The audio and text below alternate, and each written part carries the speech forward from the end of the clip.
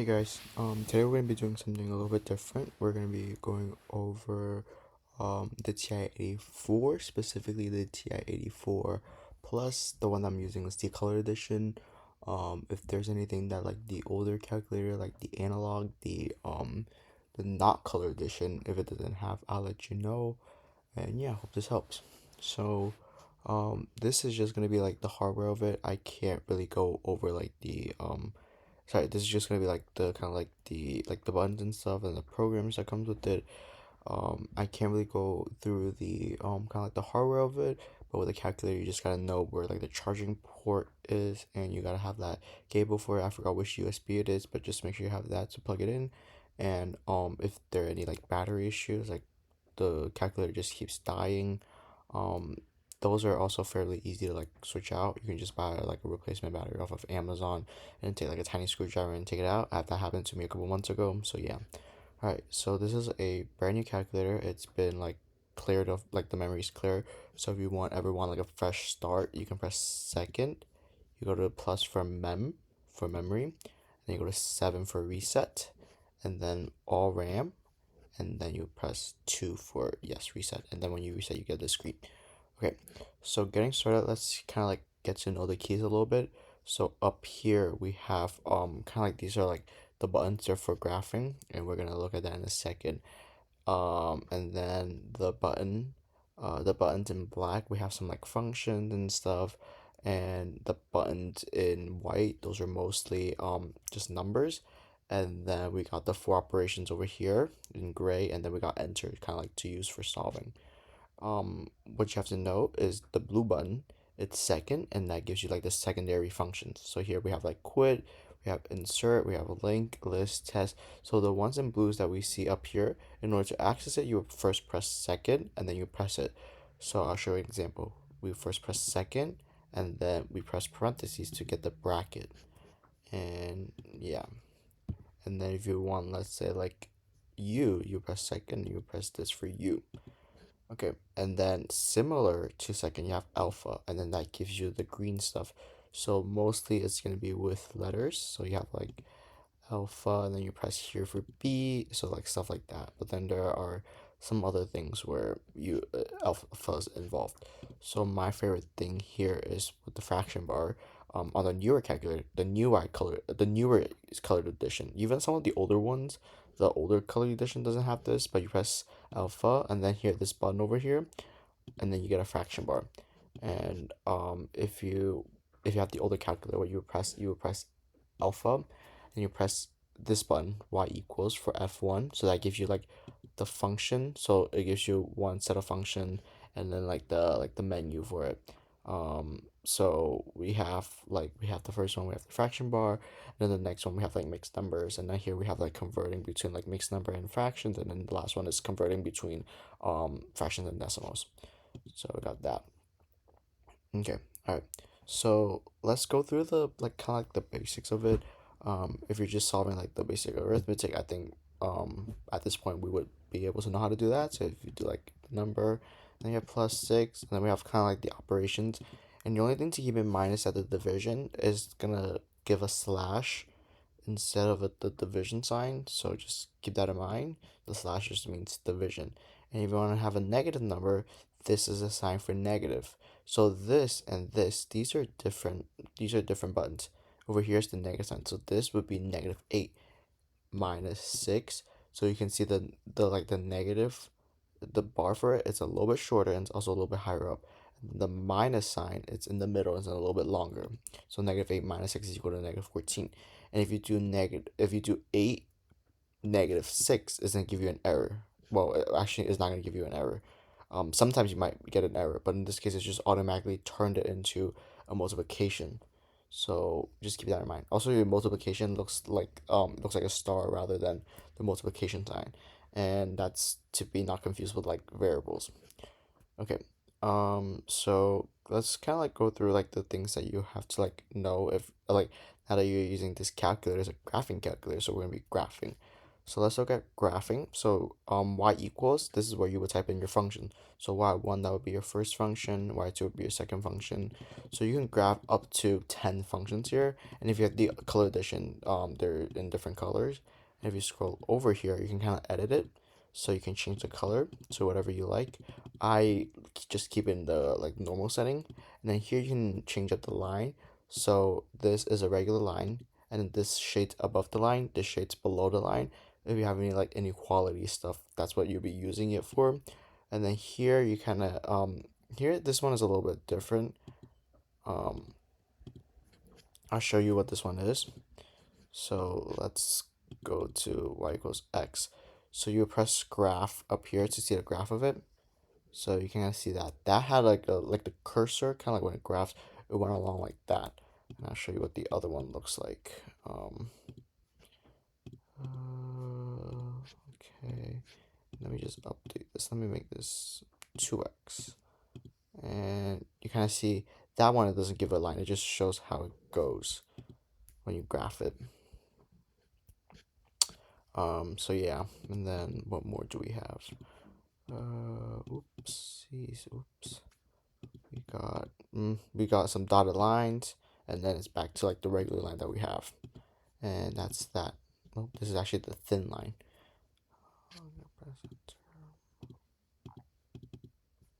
So this is how we would kind of like type in our function. So this would be 2x, type in like 2x squared. So here's the square button, and we're gonna have stuff like that.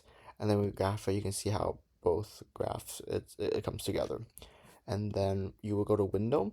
So let's say you have a function, right? And oops, sorry. Let's say you have oh man, I typed something in. This should be -10. Okay, so let's say this is like the default. It's 10 by 10, and if you notice, this is more of a rectangle. It's not a square. So just keep that in mind. And let's say, okay, there's something up here. I can't really see it. I will adjust my window. I will go to window, and then if I wanted to be higher up, I would set the X max. I want to make that a little higher. So that would be like 20, and then oops, sorry, not X max. Y max. I want to make that a little higher up. X max would give it that would be all the way to the right. So if I wanted to make it a little higher up, I'm gonna make Y max 20. So you see how my I kind of see more on top. So that's what window set is for. We have the scaling that's for like the lines on the bottom. So here it goes by 1, 2, 3, 4, 5, 6, 7, 8, 9, 10. So like every tick is just by 1. So like it's like 1. And yeah, and you don't really gotta worry about like the other stuff. Like I wouldn't like, even with the scaling, I usually don't change it. And then like the change in y and the trace step, change in x and trace step, don't worry too much about those two. Yeah, you just gotta worry about like x min, x max, y min, y max, and maybe the scaling, and that's really it. Okay, zoom. Zoom here, this one I wouldn't really worry like too much about. So if you zoom in, zoom out, I wouldn't recommend using those because you're probably better off just editing the window, and is a little bit better. But you might want to do zoom standard. And let's say you kind of like change up the window, but you want to go back to the default window, the 10 by 10. You go to zoom, and then you go to 6, and then boom, it gives you the regular window. And the other ones I wouldn't really do. So that's kind of like the one that I would use. And if you want to like just change up, like if you want to zoom in and zoom out, I would recommend just changing up the window. Trace, this is like going along. So if you use the left and the right arrow, I'm going along the blue line. And if I press up or down, I'm changing it to the other function. So this is what trace is used for. And then when you press graph, that's just after you type it in, you pull up the graph. Okay, now let's look at the secondary functions. Stat plot, that's if you have statistics stuff, which we're going to cover in a second. Table set. So first, let me show you something. Press second, graph, and it gives us a table. Here we have a table of the functions. So this is the x value, and then this is like the value for like y1, and then the value for y2. And then kind of like this is like defaulted. But if you go to table set, you can make the table start at a different number, and then the change in table. So that's like how much the x changes by. So in that case, we just have it as 1. So we go from like 1, 2, 3, 4, blah blah blah. You might have it as like 1/2, 1/4, etc. and then the independent variable, dependent variable. So right now it's both on auto, so that means the independent variable, they're gonna automatically put the thing. If you have it on ask, you can just type in. So here it would be empty. You would type in like 2, and you go to 3, so stuff like that. And then if we do if we ask for the dependent variable, here we would go to like yeah, that one's more irrelevant. I have never used that before. It's just I've only used the independent variable, and that one is ask. So yeah. Okay. All right. Now we go to calc. So the function is so these are like the functions that you'll be using a lot. So if you're in algebra, we're just looking at the first kind of like 5, not even really 1. If you want a value of a function, then you can go to x and then you press 6, and then it will show you for the first function for x equals 6, y equal to 12. And then the second function is for 0. So that's if you're solving for the roots of an equation, and it will guide you through. You would show. Let me show you how to do this. Let me actually not have this, and let me give you a quadratic function, 2x minus 2. So, oops, sorry, this should be 2x squared. Ugh. 2x squared minus 2. So I have this parabola over here. So press second calc, and I'm going to go to 0. And then every time it asks me, I have to repeat this process. So I go a little bit left of the root, a little bit right to the root. So I'm looking for what this root is here. And then I go guess. So just meet in the middle. And then it would tell me, here's the 0, x equal to -1. And then I would do the same thing for the other root. And you would do it for however many roots that you have. Minimum, that gives me the minimum. So here is kind of like the process is the same. Go a little bit left to the minimum, and then a little bit right to the minimum. And then you can guess. So instead of using the arrows, you can just type in the value. So if I want to go at x equals 0, I can just press in 0 and then enter. And then boom, it will give me the minimum at 0. So yeah. Okay. The next function. So maximum is a little bit similar. It's just for using like defining like the vertex or like the extrema, like the relative min, relative max. I would graph it first and then see whether there's a minimum or a maximum, and then solve. Okay, intersect. This is for when you have two functions and they intersect. So I have these two equations and I want to find this point of intersection over here. So press second, trace for calc, and then go down to intersect, and then I go first curve, second curve. You don't really gotta do anything, you just press enter. But if you have more than like two functions, you might have to use the arrow buttons to change up the function, so you have the right one. And then guess, I'll just go a little bit over and then kind of like guess it's about over here. You don't gotta be like that close to it, as long as it's close enough, because then like if you have this and this, you have to like kind of come over here to guess this one. But if you're like closer to over here, it will give you this intersection. Actually, it won't give you an intersection because it's not in frame, but yeah. So that's the point of intersection. Okay, if you're in calculus, here is gonna be dy dx. So actually, you know what we're gonna do? I'm gonna not. So here, if we go to the equal sign, if we press enter, this hides this function. The function still saves, but it's not grafted. So if we go to calc, and then we go to dy dx, and then just go somewhere. Let's say I like, so you can either use the arrows, which does give you kind of like the most accurate. You can press 2 for x equals 2, and then at 2, dy dx is equal to 8. So it gives you the derivative at that point. It also gives you kind of like the point, not just the x coordinate. And then, yeah. And then for the integral, we would have to do the lower limit. So we're going to go from, let's say -2 to 1, and then it will find us the integral, and well, it's just 0. So this is the definite integral from -2 to 1, and it kind of gives us the boundaries there. If you haven't if you're not up to calculus yet, don't worry about this. Okay, all right. Before we keep going, I want to show you this kind of like the settings of the calculator. We press the bold button, and then we have this. For the first one, you don't have to worry about. It's just how the numbers appear. We have normal, science, or engineering. So here we're most likely dealing with normal. If you're in a science class, then maybe science. All of your numbers will be like in scientific notation. So let's say I put in like this. It will return me this 1e6. That means 1 times 10 to the 6th power.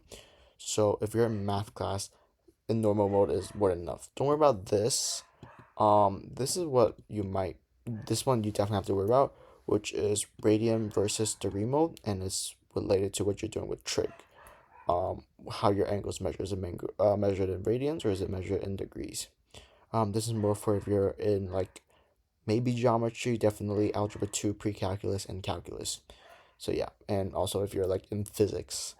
Okay, here is kind of like the function type. So here we have function. It's just y equals. So yeah, we have parametric equations, polar equations. Don't worry about the last one. So it's just the first three that you guys have to kind of like deal with. So we change it to parametric. Here, when I go to y equals, my graph would be, I will have an equation for x and an equation for y, and there's a parameter, and that parameter is t. So I kind of forgot to mention this when I'm graphing equation, but this is the button we would press for the variable. Don't press, like, don't use the alpha for t. I wouldn't recommend doing that. I would just recommend using this button over here. So I'd be like 5t, and then let's say like 6t. Then we graph it. This is the parametric equation. Let me actually make it like t. So yeah, okay. This is kind of like the variables are used. So we have like a function where we have y equals, the variable that we typically use is x, like that's like the standard. T for parametric equations, t is a parameter, and then when we have polar equations, we have theta. So yeah. So normally we keep it in function mode, but then once you get into like pre-calculus, calculus, then parametric and polar comes into play.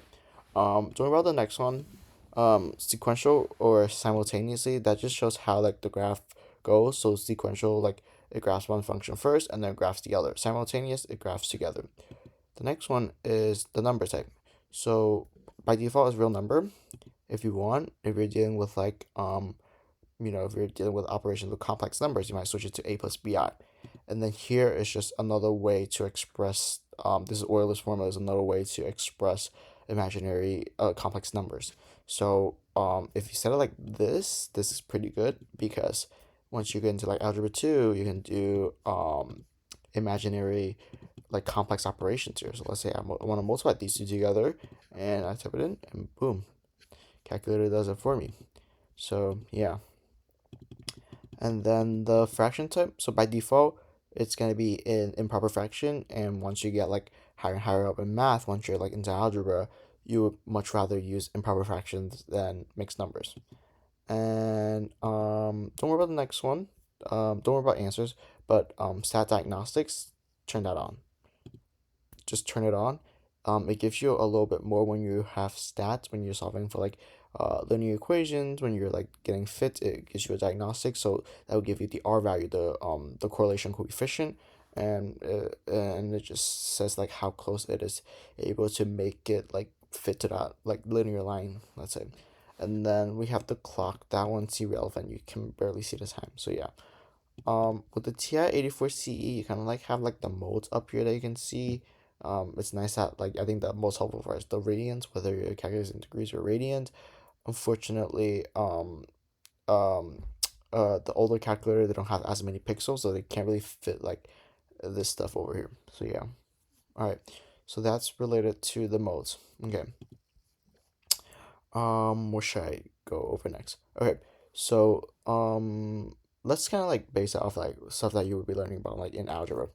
Okay, so beginning with like algebra 1, you're learning about like exponents. If you want 5, so here, that kind of like the caret, that will give you the exponent. But after you type in the exponent, make sure you have the arrow so that you bring yourself down. And then here you have like x squared, so you have like 5 squared, and then you can have 1 to the negative 1 power, so that would be just 1 because it's just the reciprocal.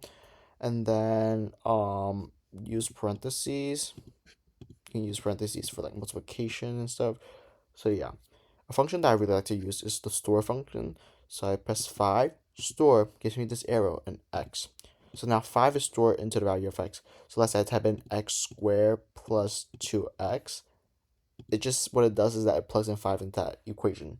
You can also store like 6 into a variable. So that's where the alpha comes in. And you can, let's say we store it in a. So let's say we want to do a squared plus 3a. and then it plugs in 6 into this expression over here and evaluates it. So that is going to be very helpful. And you can use like recall. So you want to recall what you store as x is going to be 5. So yeah, that's what it does. What else do you need for kind of like algebra 1? I guess not that much. Okay. Math. So we have a menu of stuff here. Here, number 1, it just converts into a fraction. So we have decimal converts into the fraction. The next one, it converts a fraction to a decimal. Here is to the power of 3. Here's the cube root, and here's like the x root. So the cube root will give you something like this. So the cube root of 8, that's 2. And then let's say we want like the fourth root of something. Let's say we want the fourth root of 16. That would give us 2.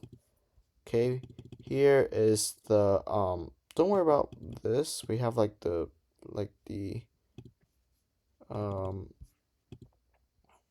min. Okay, I actually haven't used those two, so yeah. We have derivative. That's for calculus. So we want to evaluate, let's say, dx of like x squared at x equals, let's say, 2. That's a derivative at of x squared at 2. And then here we have this is a definite integral. So integral from, let's say, like 1 to 2 of 4x squared dx, and that will give me that. All right, and then let's say I want that as a fraction. I go to math, and I go to number 1 frac, and then it converts it into a fraction. And over here, it takes the answer from previously, which is over here, and then converts it to a fraction. So yeah.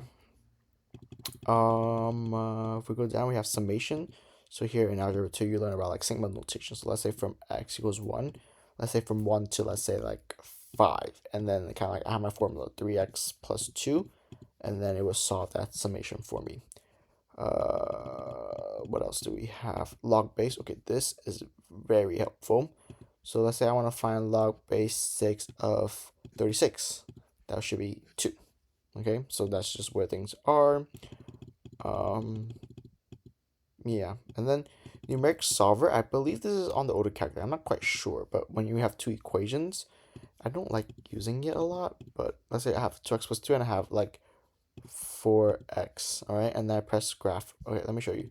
So the OK button is above this button, and then you press that for OK.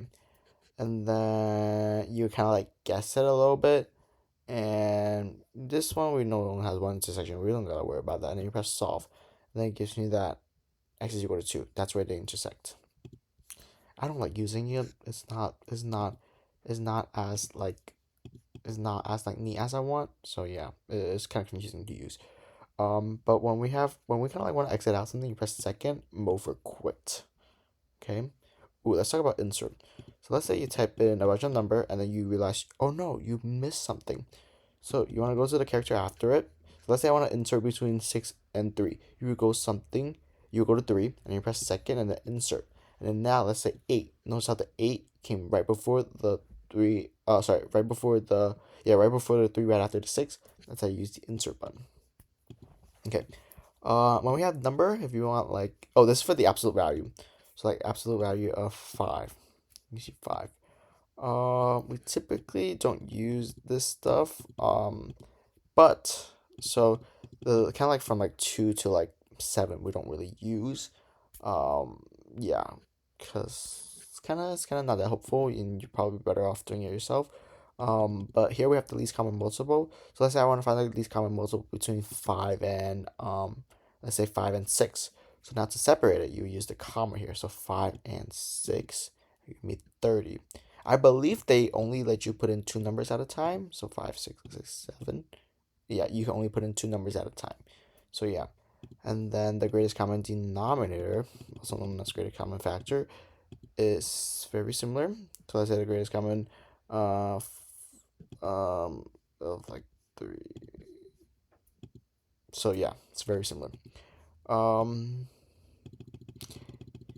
Here these I don't typically use. So yeah, complex.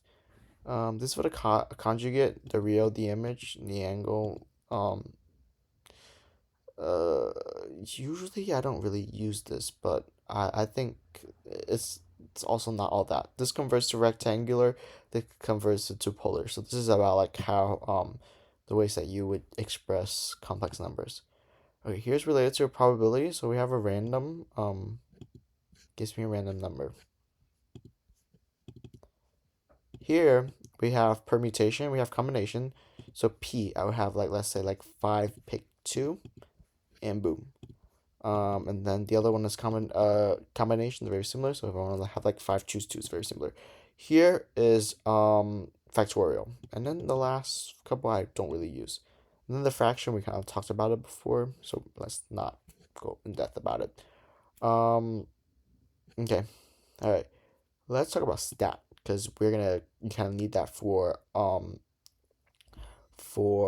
algebra. So let's say I want to have like a stat. So let's say I have a table of values. I'm gonna go to stat, and then I'm gonna press 1 for edit. And then this one, I'm gonna put in my x values. So let's say 1, 2, 3, 4. So I'm just coming up with a function in my head. Let's say 2, 4, 6, whoops, 8. And it's kind of, we kind of know that the function is just going to be 2x, right? So we go to stat, and we go to calc. Then we have a bunch of things here. So one variable stats is, do I want to do stats first, or do I want to do, okay, let's go to stats. So one variable stats. So let's say I have a list of values, and let's say the list of value, I put it into list 1. I have 1, 2, 3, 4. And that's what I kind of want to like figure out, like kind of like do a little analysis on. So I'll go to one variable stats, then that's just gonna be my list. In this case, I don't have a frequency list, so I'm just gonna do that. But if you do have a frequency list, then you would type that in here, and you can access the list through down here. So you have L1, L2, L3, or you can press second and then list here, and then you can drop one of the lists here. So that's another way to do it. So calc and one variable stats. So I'm just gonna do one variable stats on L1, and I calculate. I have x with a bar on top. That's gonna be my average, and then we have the sigma. Sigma is just summation. That's gonna be the sum, and then sum of like the x squared, and then we have the standard deviation. So we have like the population and the sample standard deviation and stuff like that, and then n, that's for like the number that we have, and then we have the min, so the smallest value in the list, q1, the median, q3, and the max. So that's if you're like graphing like box plots. All right, you can also graph it. So if you have stat plot, right, you can turn that on. So let's turn it on, and then if we want to graph it, we can graph it like actually, hold on, let me go back. So that's for one variable stats. Two variable stats, it's kind of like if you have like the x and the y, you can kind of calculate it. And usually when you're using stats, you're just dealing with one variable stats. This calculator guide does not cover like what you would learn in like AP stats. It's just more like algebra, geometry, pre-calculus, and calculus. So if you are taking statistics, then this might not be as helpful to you. Kind of like the ones that I would focus on in the calc menu is linreg number 4. That would give me linear regression. It would give me an equation in the form ax plus b, and yeah, and then you'll see 8 is very similar. It's just to switch those two. I don't know why they have that separately, but yeah. We have quadratic regression. So we want to it's gonna try to fit into a quadratic equation. Cubic is gonna try to like do it into a cubic, so kind of like a cubic function looks something like this. And then we have quartic, which is degree 4. This is ln reg, so this is natural log. So if you're in algebra 2, you learn about the log stuff, and also to get log is down here. So this is log base 10. So log, if it doesn't say a base explicitly, it's log base 10, and then ln, the natural log, is log in the base e. Okay, we have exponential power, logistic, sign, and stuff. All right, so yeah, and then test. These are more related to statistics, which I'm not gonna go over.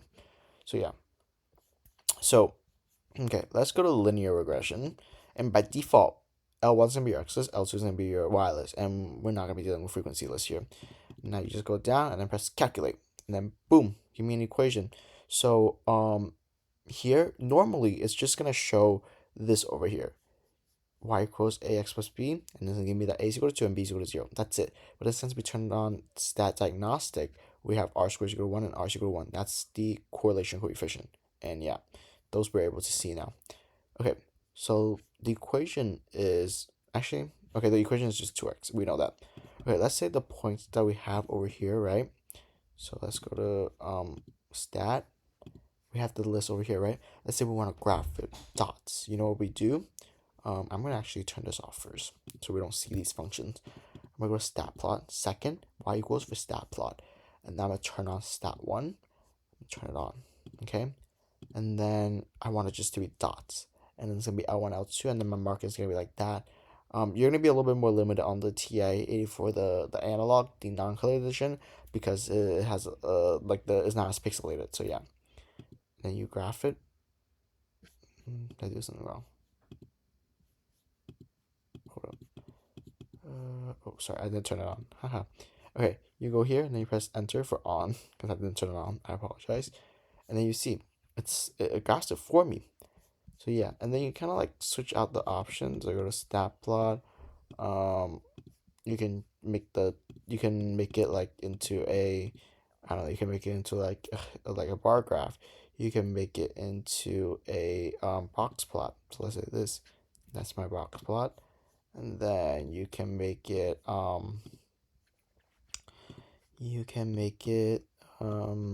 change up like the marker for it.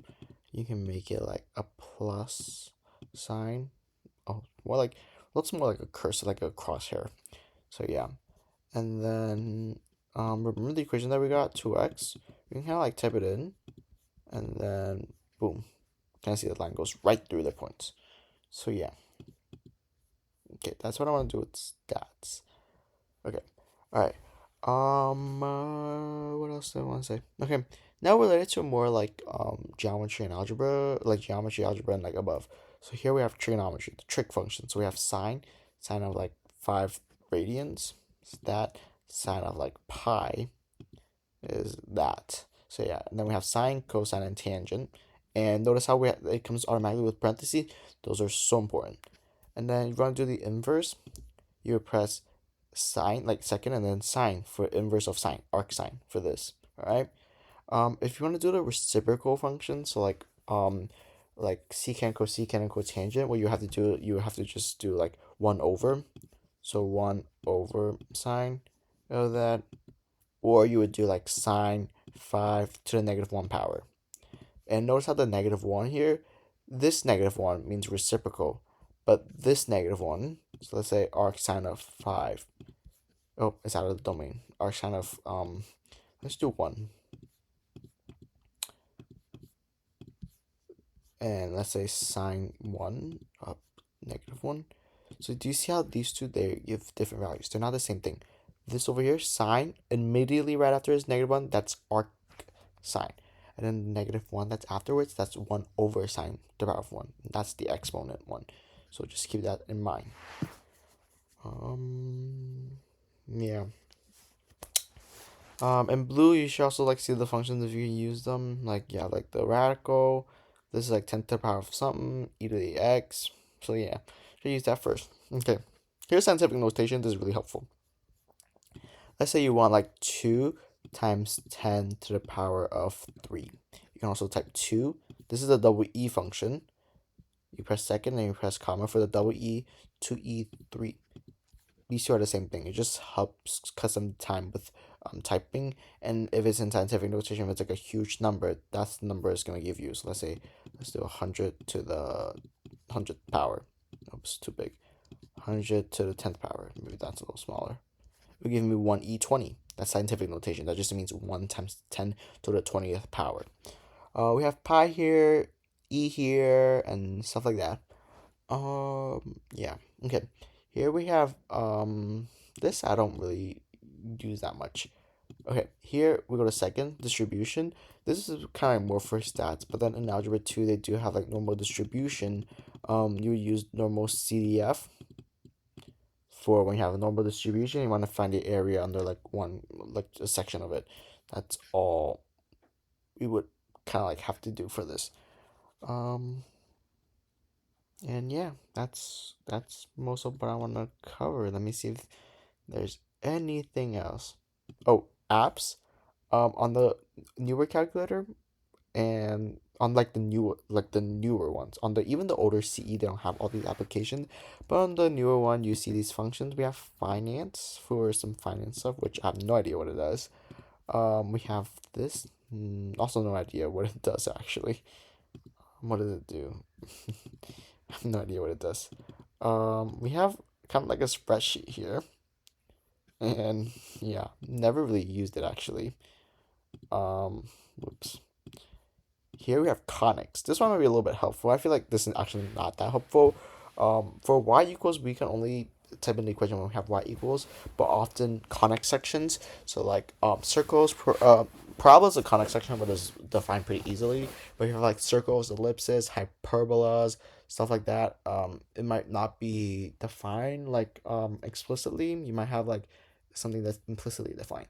So then you have a circle. You can type in the equation of a circle in like the standard form, center radius form, or like the standard form, and you graph it, but it doesn't really help, I feel like. So yeah, it's just letting you guys know that this exists.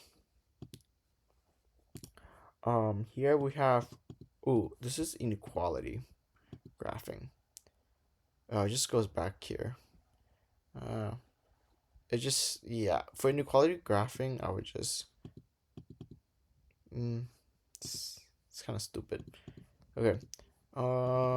Here we have the periodic table of elements. If you're in chemistry, you can kind of go through and see the elements. So let's say you want to know about nitrogen, you can press for info. So again, these buttons they kind of like line up. So this would be quit, here would be info, and it gives you stuff about the application. And then here, if I want to know about nitrogen, I'll press enter.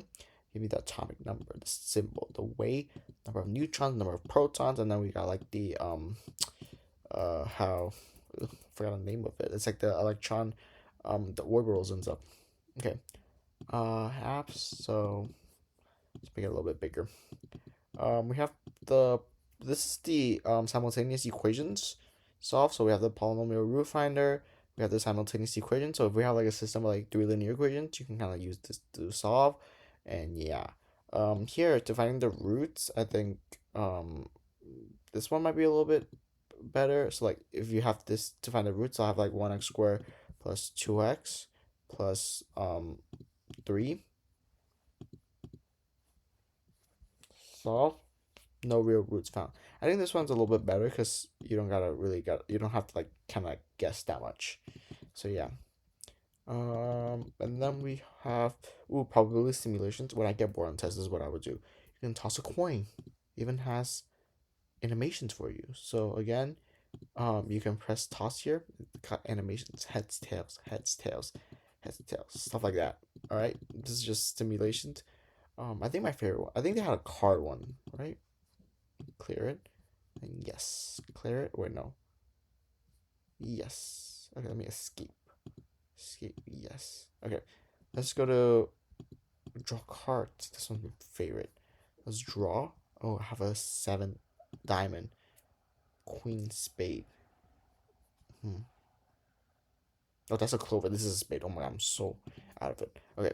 So yeah, just some fun stuff. That's what I do on my tests when I finish a little early. But yeah. Okay.